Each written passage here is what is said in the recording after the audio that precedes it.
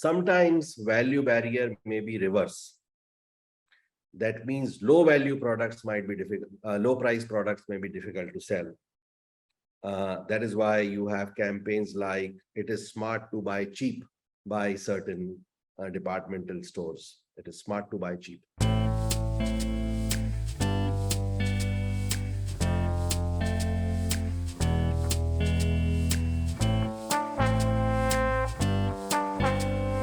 So very happy to see the fraternity join in. Welcome to the Blue Circle, an exclusive keynote address for Blue Circle members.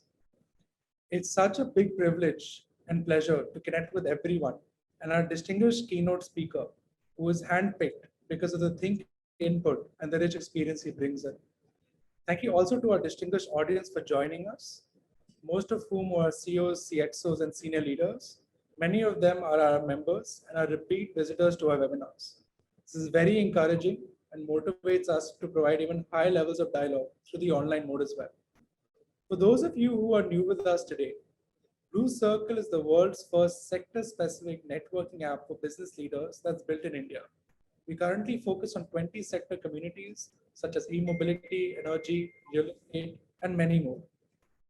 We also present socioeconomic insights, which ultimately determine the evolving complexion of the market. Along with our weekly webinar series and our digital publication, you will be happy to know that we have recently launched the first version of the Blue Circle app for leaders, somewhat like the sector-specific LinkedIn for senior leaders, a space to have meaningful conversations, connect with over 15,000 plus like-minded leaders from India and across the globe, house high-quality curated content, and access business opportunities across these sectors. Now, without further ado, I'm pleased to introduce today's keynote speaker, Mr. Pavan Choudary, best-selling author, CEO of a French multinational, MarCom intellectual, and chairman Blue Circle. He played a key role in establishing brands like Honitus. He has deep insights and experience in marketing, advertising, and PR. His critically acclaimed book, The RX Factor, is a good place to catch these. He advises some prestigious companies in India on MarCom.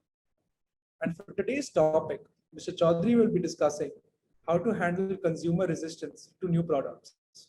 I request Mr. Choudary to please begin the session. Thank you, sir. Thank you very much, Gautam, and I'm happy to see several people joining and also see that they are experienced, seasoned individuals.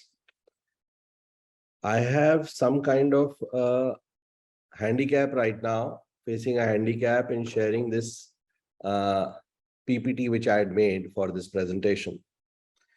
And however, I will continue without the PPT.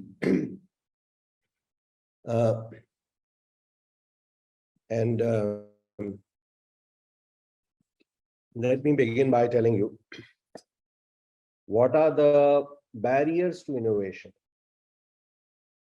First of all, the main barriers to innovation stem from loss of power, income, identity,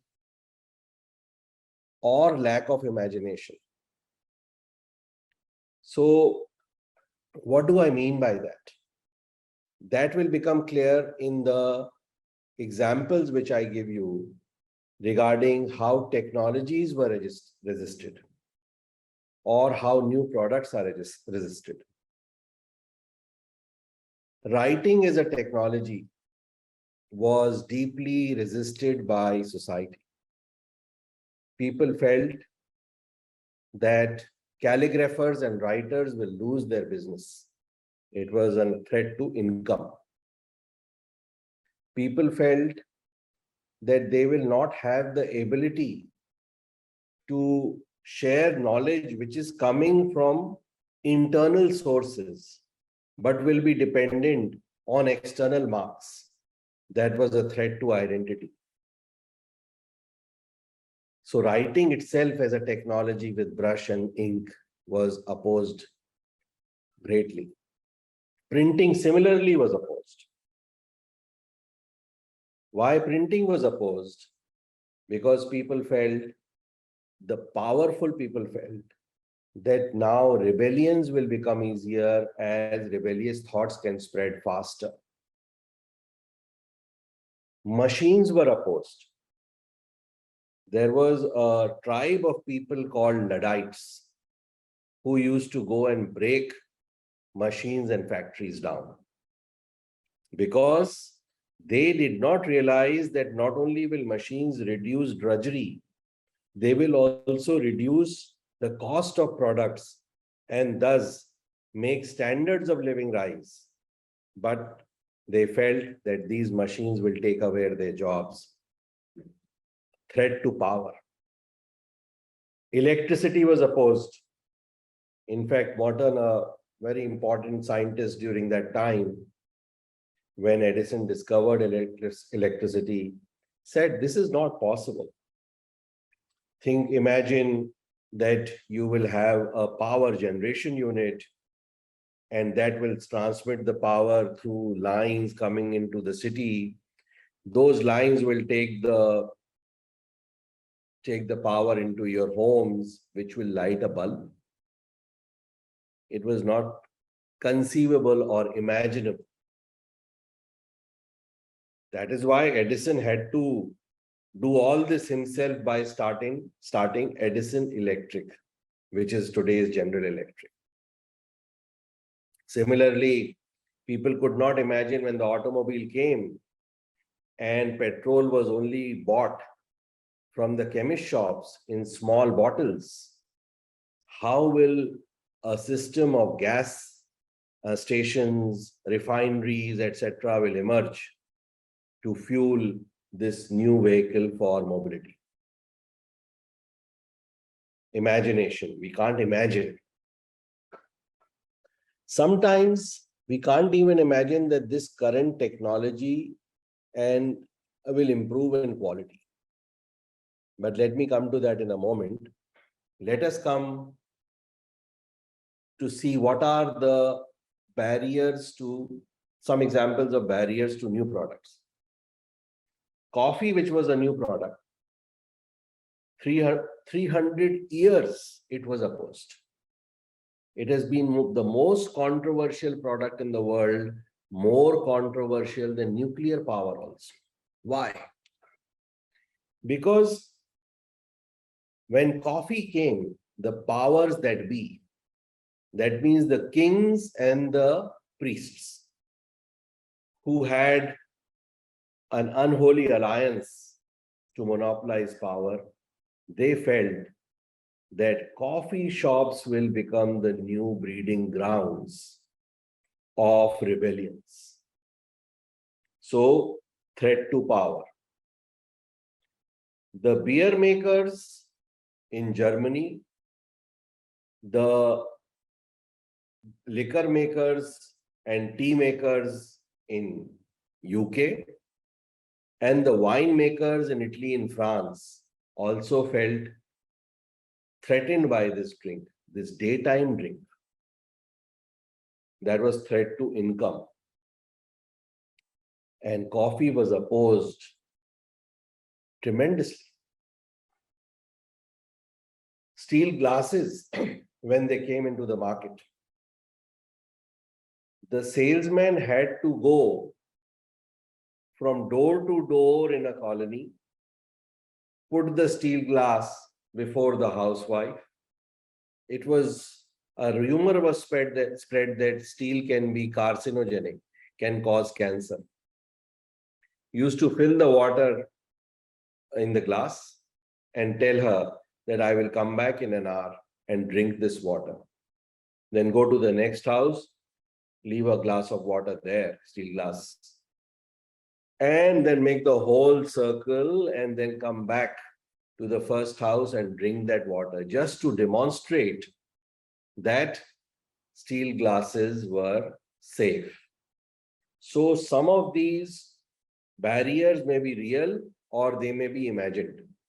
Recently you saw newspaper and poultry industry got hit very badly during COVID, because there was an imagined fear that the COVID virus can come to you through touch, through the newspaper, or ingestion of the poultry bird.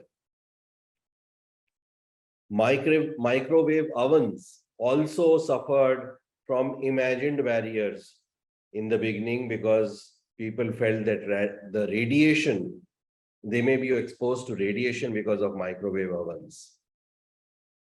Many a time, as I said, it is not possible to imagine that this technology will ever work or will ever become safe.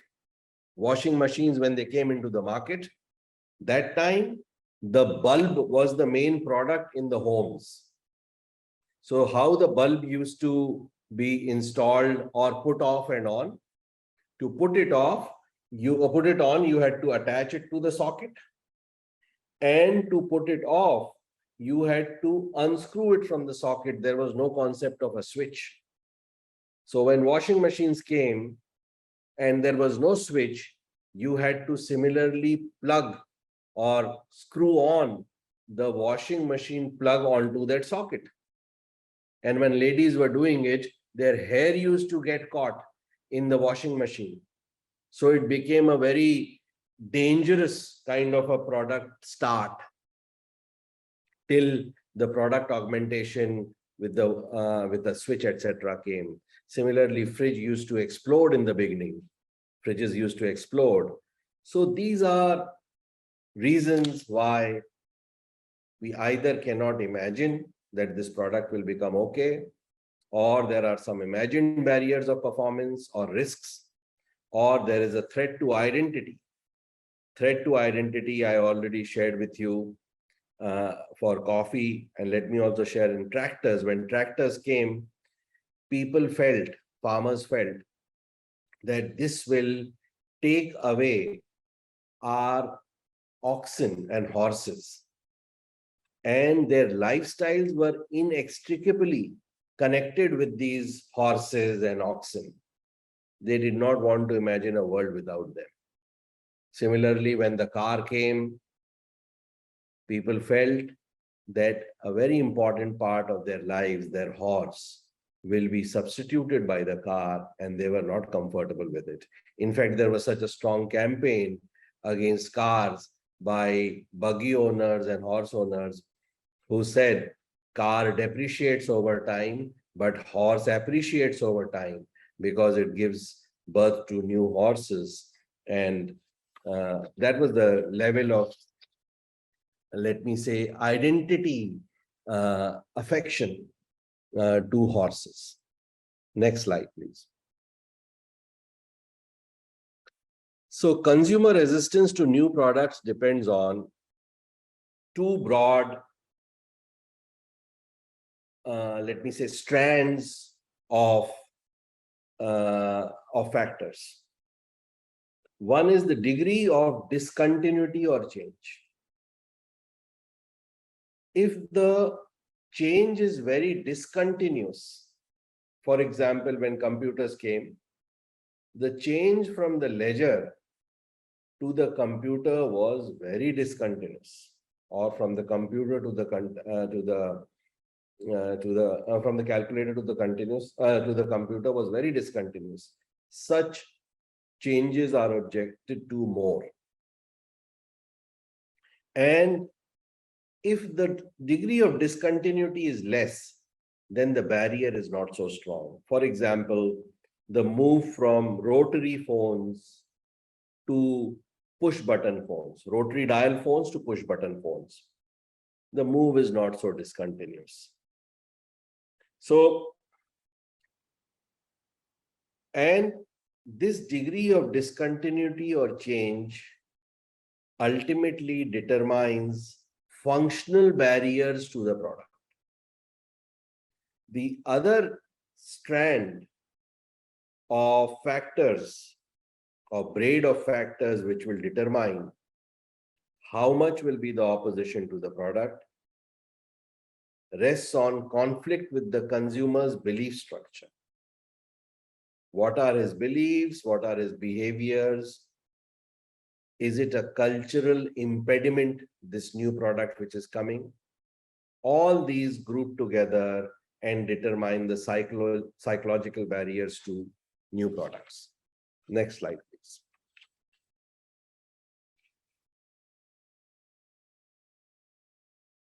So let us first come to the functional barriers, and these can be divided into three: usage barrier, value barrier, and risk barrier. I told you usage barrier is low when the change is less discontinuous.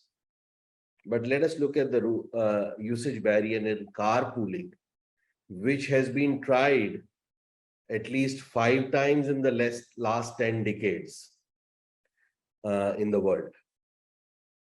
But carpooling, it does not give you control over your schedule, does not give you control of the type of music you would play, does not give you control over the personal grooming habits of people around you.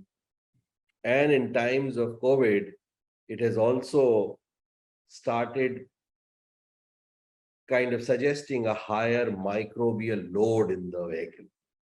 So carpooling is difficult to take off.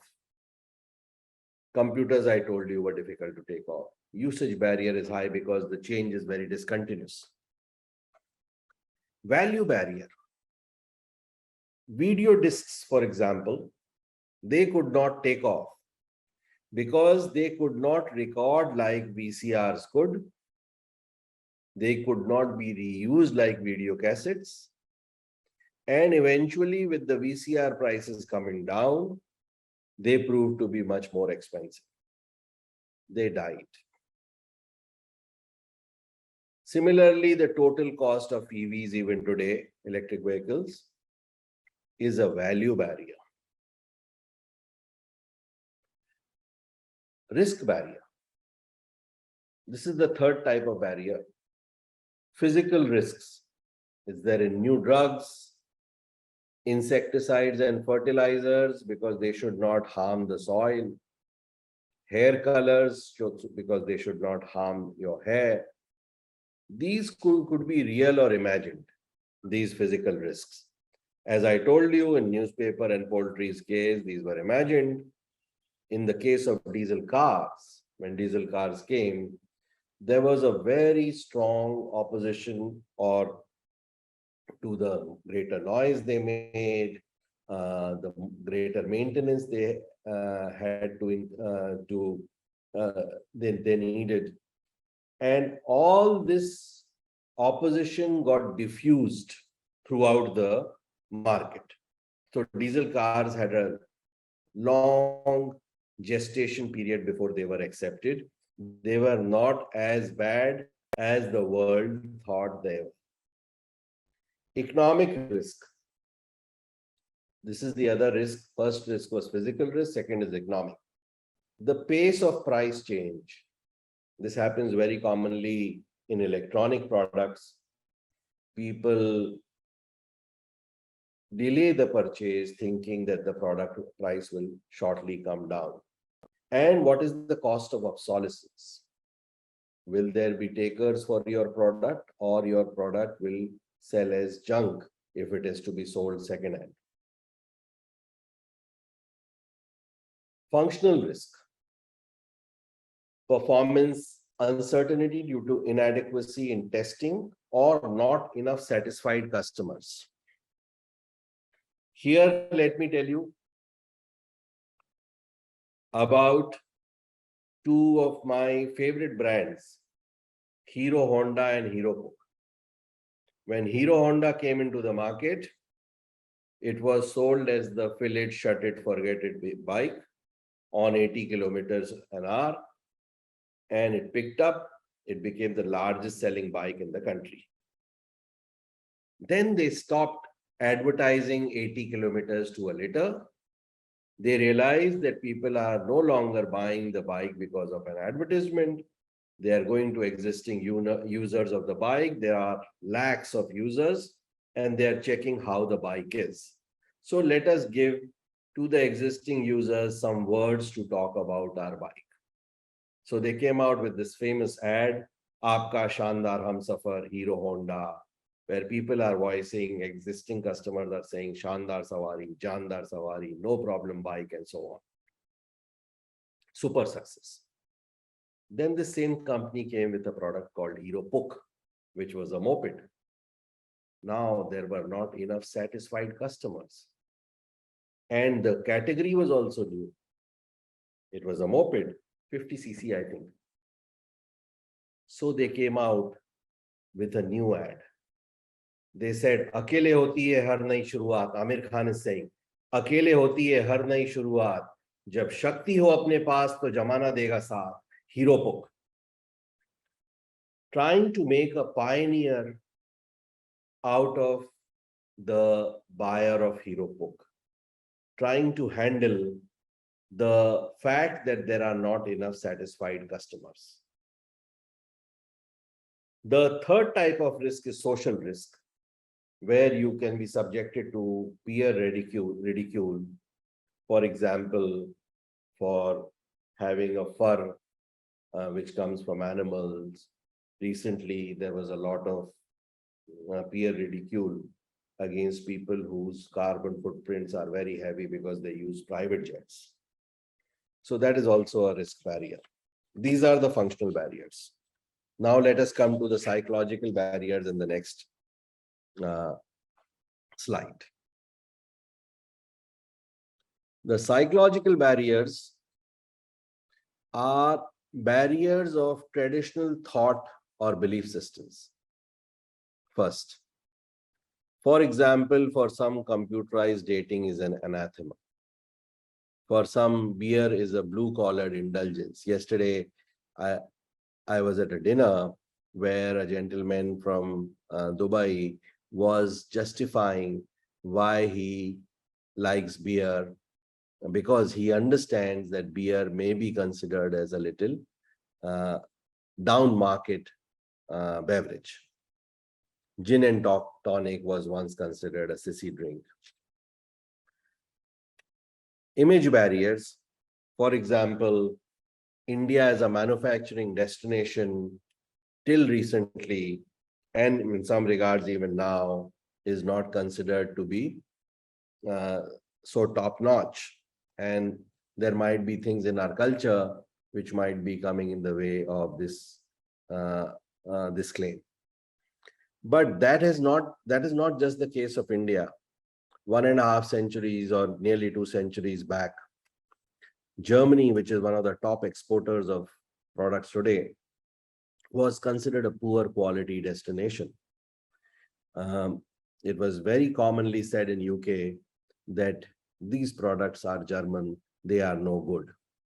So this is an image barrier. Let us come to the next slide. So in a nutshell, you have seen what are the various types of barriers, functional barriers and psychological barriers. Now let us look at, through this chart, ways to handle these barriers. You see in the columns, the first column tells you about the source of resistance. The second tells you what the marketing strategy can be to handle it, what the communication strategy can be, what the pricing strategy should be, what the market strategy should be, and what the coping strategy could be. Coping strategy is to tolerate.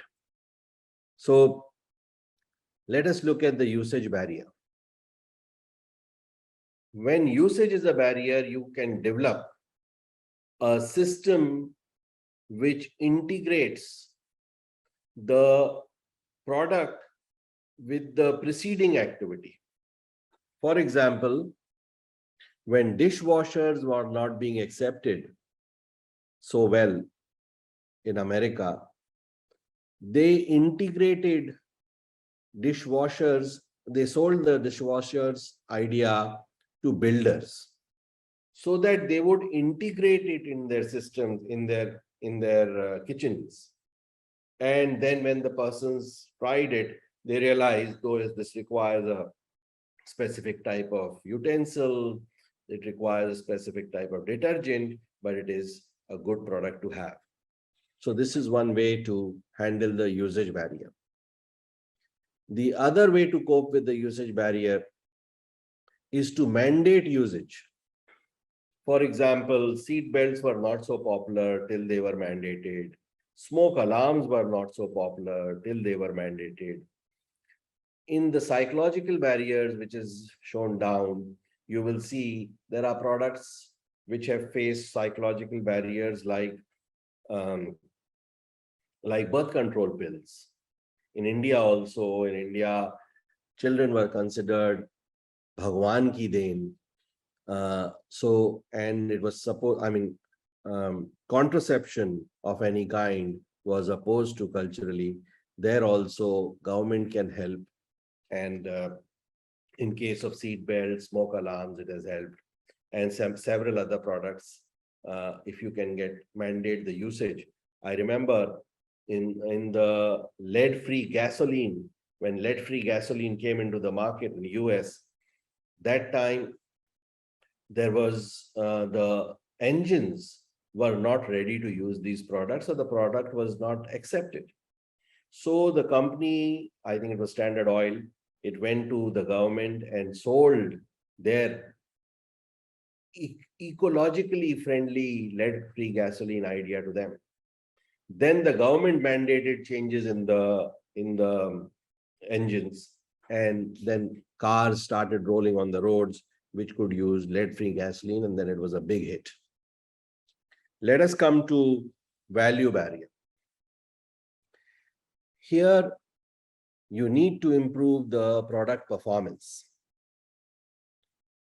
And suppose you can't improve the product performance, then the communication will be answered. For example, Rin. If you remember the Rin detergent cake, it used to melt too fast. They tried to reduce the melting, but could not or did not for whatever reason. So they came with this ad, Jara sa Rin, and a finger comes and takes off a little rin from the cake.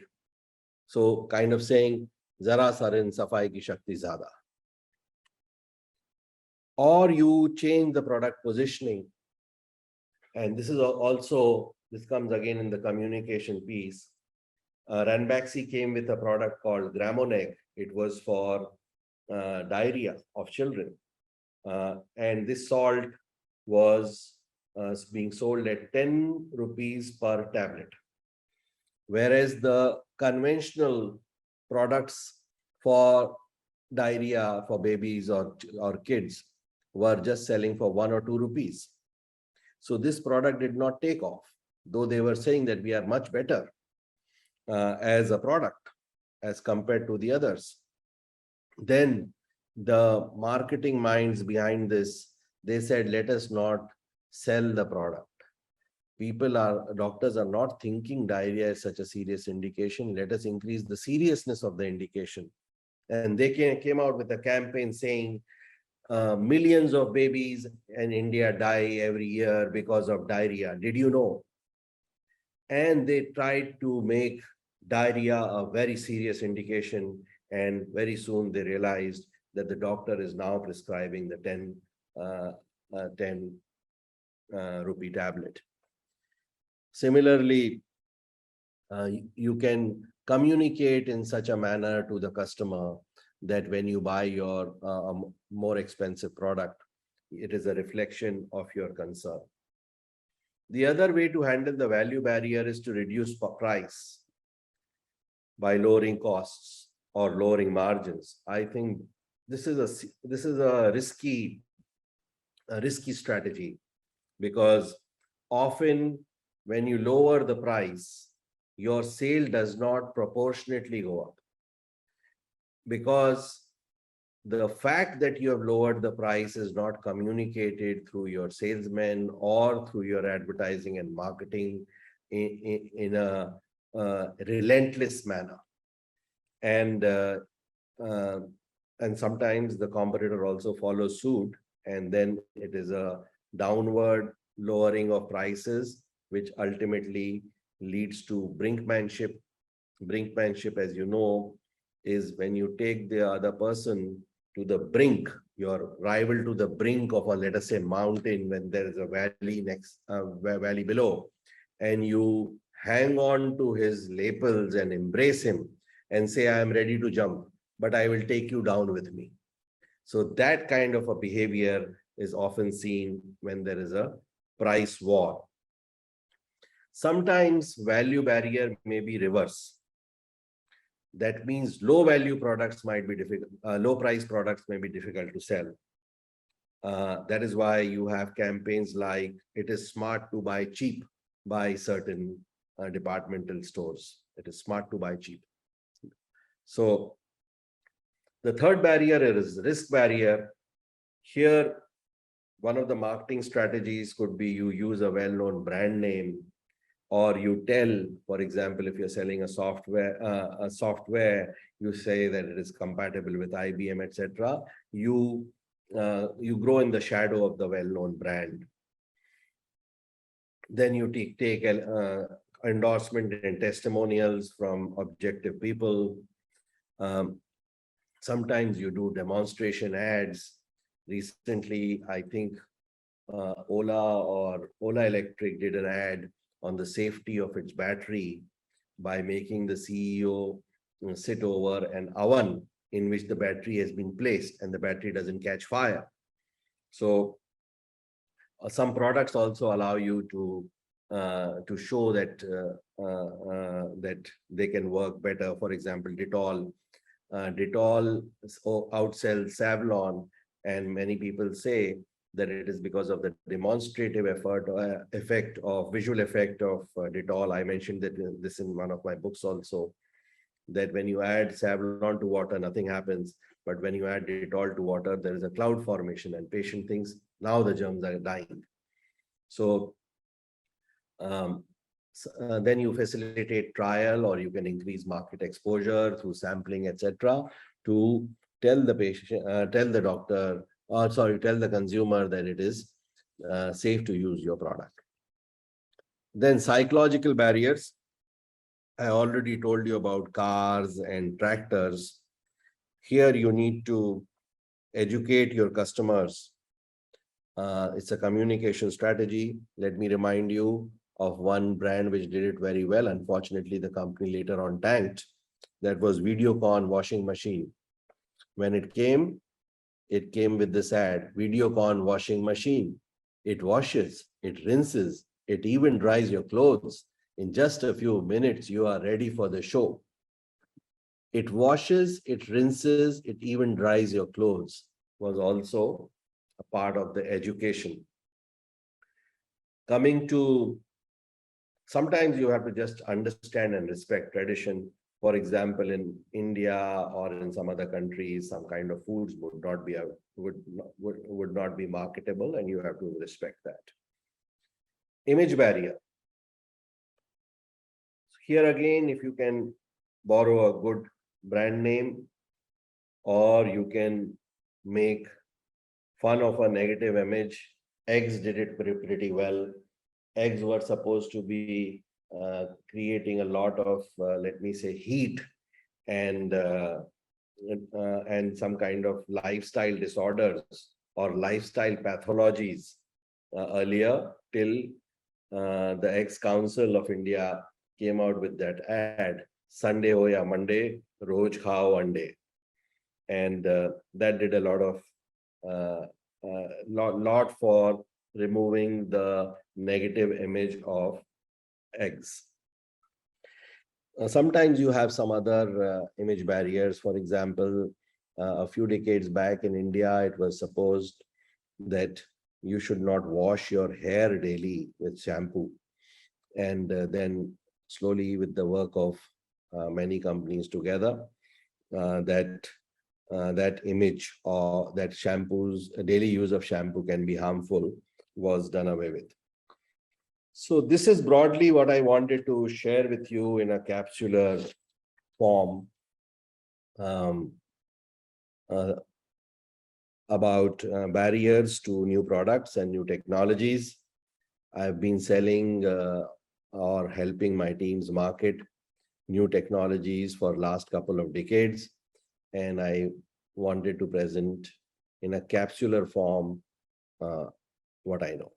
Thank you. Thank you so much, Mr. Choudary. I think a very enriching conversation till now. There are a few questions which I was going through and quite interesting comments as well. I'll start with Dr. J.K. Sharma.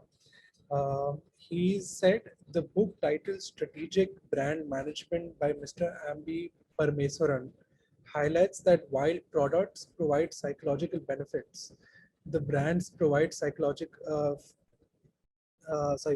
benefits. The brands provide psychological benefits. Do you think that brands take care of psychological barriers highlighted by you? So sometimes brands take care of the psychological barriers. Brands can make you feel good.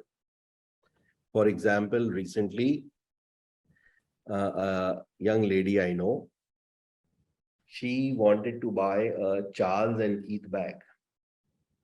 And when her mother-in-law asked her that, why do you want to buy this?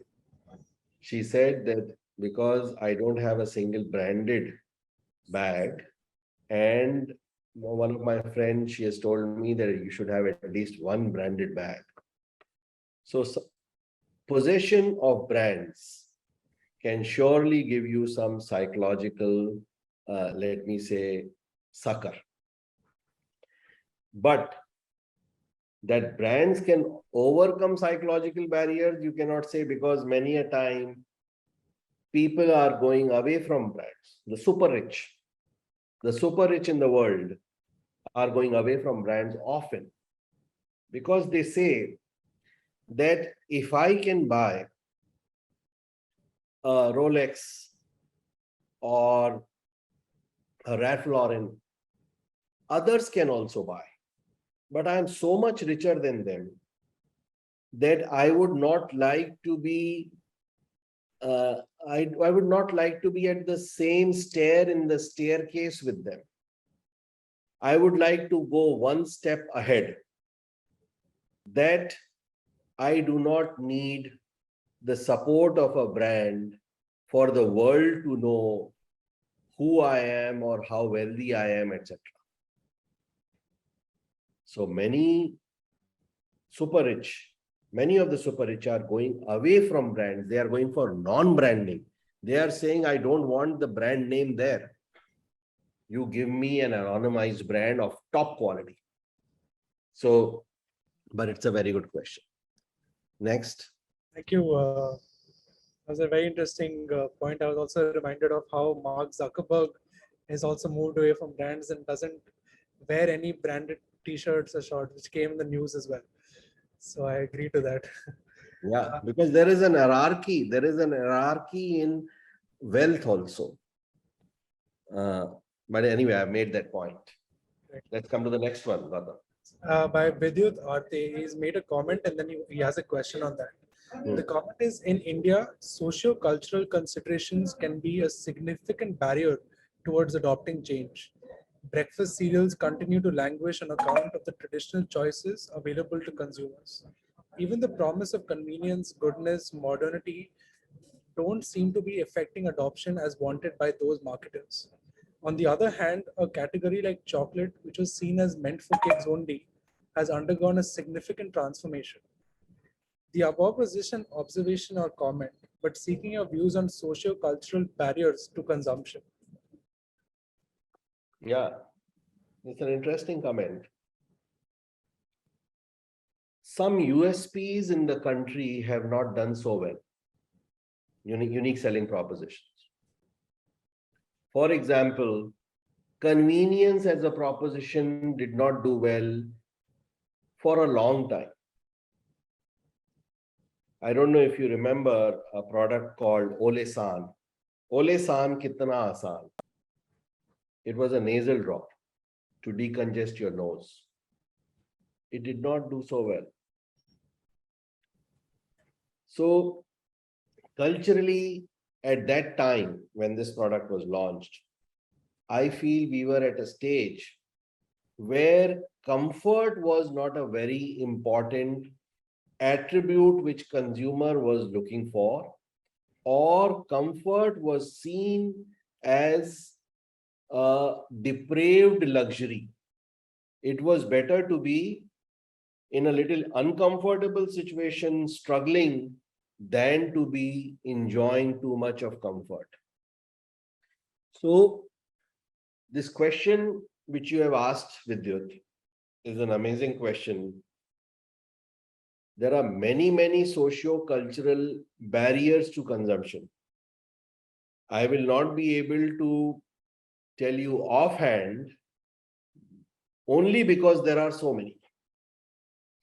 And they are all trying to come out of my mind simultaneously, which is why there is a traffic jam. But sometime we should do a session on this. I'll move on to the next question. Saying that, would you be able to share some ideas on how to sell clone or Me Too products?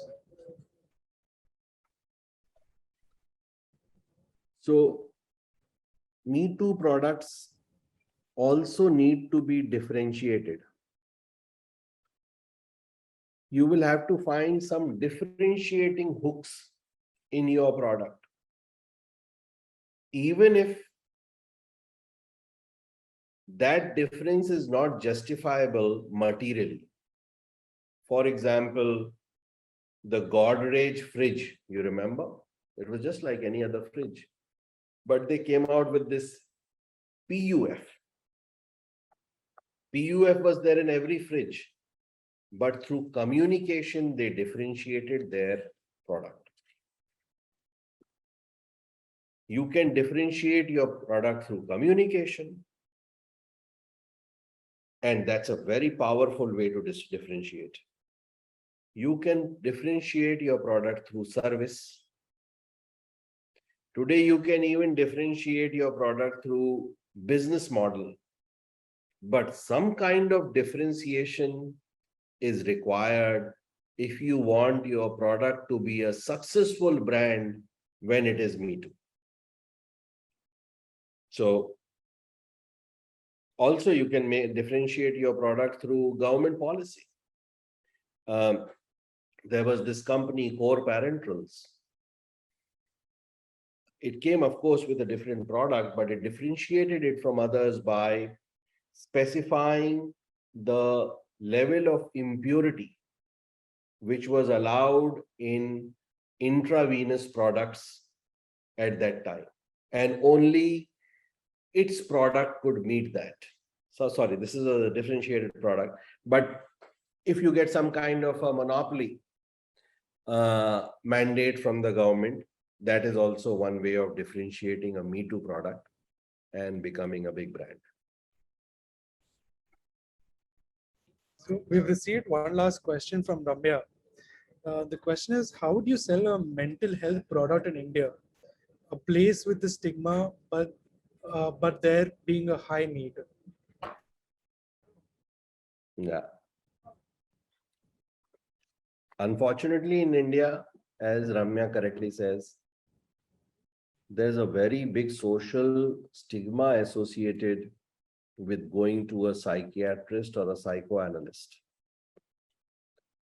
And somewhere we feel that it is okay if we have a problem with the body, but if we have a problem with the mind, somehow we are deformed. So this big social stigma is there. And it depends on what kind of product you are bringing, whether it is a medicine, whether it is a knowledge app, whether it is a counseling, on what path we will need to take to overcome the stigma associated with a consultation or a counseling or taking a medicine, and make that product happen. Same thing happened with condoms. We were very hesitant in marketing of condoms in a very upright manner, or let me say in a forthright manner. People were hesitating to call out what they want. So some ads then came which says, ask boldly. And slowly that stigma, as I'm told by my chemist friends, that stigma is gone. Now people ask for condoms unhesitatingly. Similarly, we have to kind of make them bold enough and not feel guilty for having a mental issue or a mental problem. It's a communication issue. Just to add to that, sir, that she was saying that bringing at home headband was the concept. Bringing at home headband is the concept. Ramya. Bringing at home headband. I am not familiar with this product. What is this headband, Ramya? Building an at home headband is what she's saying. And in fact, I am having a technological barrier to understanding this now. So the principle is gentle. The principle is gentle brain stimulation. Yeah. So here, not only will you require, of course, if it is at home, it doesn't suffer so much from stigma because your family people already know that you have some kind of a mental discomfort.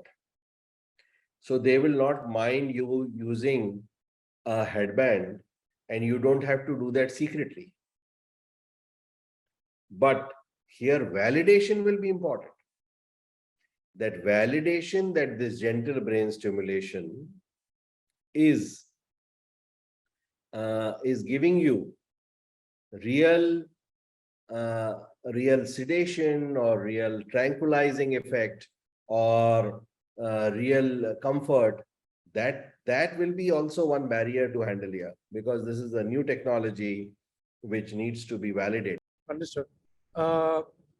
She just wrote that we're building it with AIMS Delhi. So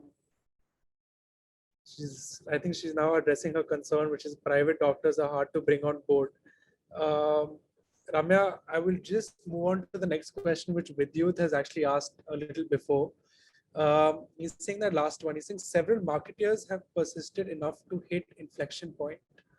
Many who have had the tenacity to persevere have overcome the tipping point. Do you agree with this? Absolutely. Many a time you are there before your time. That is a part of the innovator, the creator. He might reach the market before the market is ripe enough for his product. And in success in marketing, strategy, of course, is very important, but stamina is equally important.